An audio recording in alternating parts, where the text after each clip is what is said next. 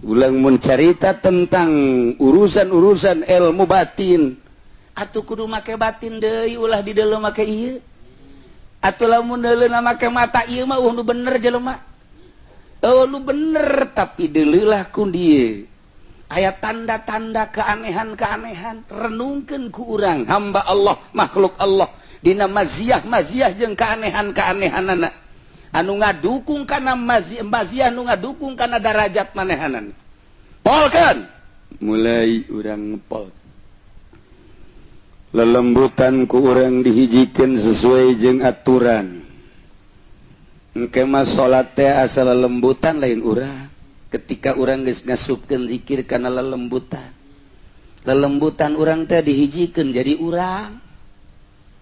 lelembutan urang teh talatifah teh lelembutan dihijikeun jadi urang geus engke bisa ngajedog di hareup nyaho sia ngajedog tuh bisa ngajedog di hareup urang bisa ngobrol jeung urang bisa ngobrol jeung urang sia teh si mana terus di itu Cikupa teh saha terus ya terus di Masarwiti je aya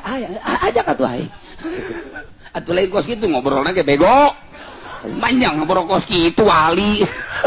lelembutan jelek di hari dua enggeus lelembutan urang apan urang ketika salat ge lain urang lelembutan urang encan